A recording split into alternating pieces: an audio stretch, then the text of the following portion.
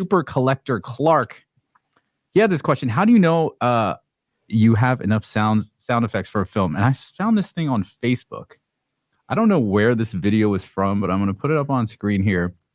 And it says something like, Supervising Sound Editor Tim Kimmell explains how the 720-track sound mix of Game of Thrones battle scene. So just look, you guys, at all of this. These are all just sound effects? Sound effects, background, sound design. I'm sure these battle sequences, look, our job is to make sure everything is covered. So when we get to the mix, if they want to hear something that they're seeing, it's covered. It's a lot easier to have something and mute it than it is to at the last second try and create it. Oh, so, sure. And as you can see, kind of quickly on there, a lot of things had to get cut for perspective, so that when something's close, something cut to far away, a bunch of tracks, and another set of bunch of tracks. Right.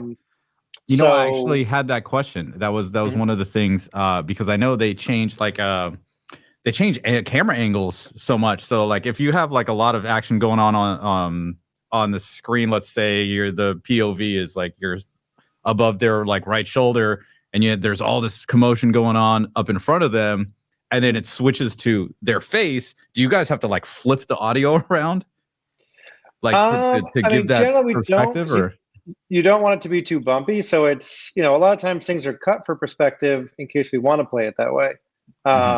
It's really kind of depends on the the filmmakers on what it is they're trying to accomplish. So if say it's a battle sequence and we're in the perspective of somebody watching the battle from a distance, and then the next cut is we're in the battle, well, yeah, you're going to want to feel that shift. But if you're in a conversation where you're over one shoulder and then over another, it gets bumpy if you start feeling that perspective. So that's usually not, you're not going to feel that with what we do. But yeah, I mean, to answer, how do we know whether or not, how much sound effects to have? I mean, the answer is, my job and my team's job is to cover it all, to make sure we've got everything.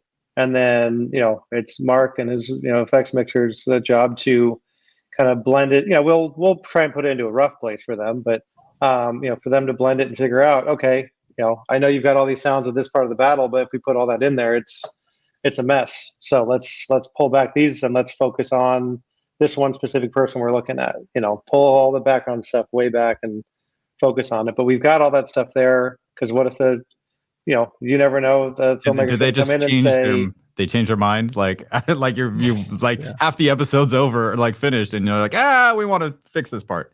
That's definitely happened. I mean, we say to watch is to note. Every time you watch with producer, they'll have different notes, and sometimes it's minor, and sometimes it's you know what, I'm feeling different right now. Flip it. I know we were focusing on that and pushing that, but let's try pulling that back and pushing the music and see how that feels. So there's definitely some experimenting like that on the stage, and then they'll watch it again and say, "Yep, I was wrong. Go back to how we had it before."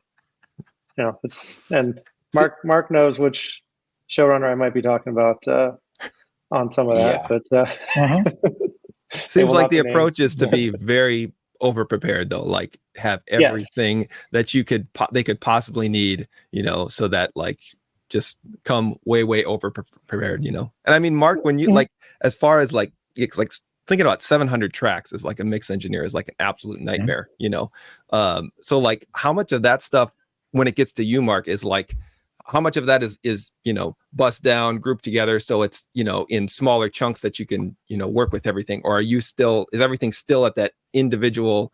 There's literally 700 individual tracks even when you're doing the mix session.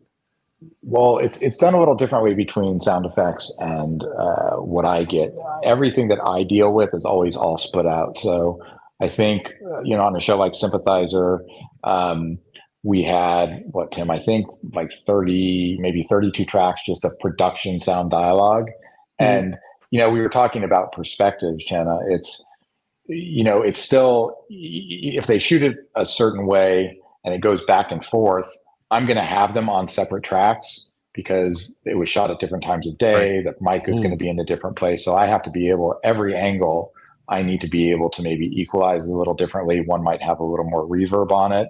and all that. So it's still all prepared that way. And then it also does give me that ability if the showrunner says, oh, when we're on the back, I want to hear this a little bit lower and all that. But it is a little different because Tim and the sound effects editors, they build in Pro Tools templates. And so what they might do is they might have 40 channels just of a car, and it will maybe be coming out a 5.1 output or a couple 5.1 outputs.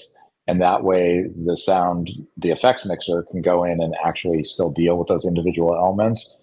But the intersection between what's coming from editorial, there's some pre-mixing done on the sound effects side of things. That happens on the sound effects side of things because those sessions get very unwieldy. And some TV shows, we only have a couple days to mix.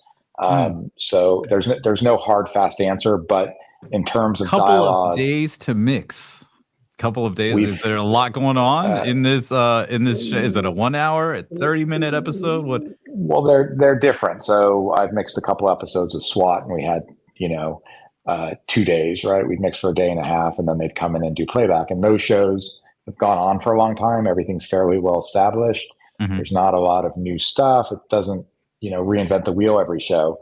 A show like Last of Us or The Sympathizer, or Tim can tell you on Avatar, 7 days to 10 days. And one of the things in films, we always get the opportunity, or mostly always get the opportunity to do what's called pre-mixing. So I might just come in for a week by myself and just prepare the dialogue and clean it up and get the EQs to match and pick out my reverbs and get the ADR to match. And we might do that for a week or 2 weeks. Mm-hmm.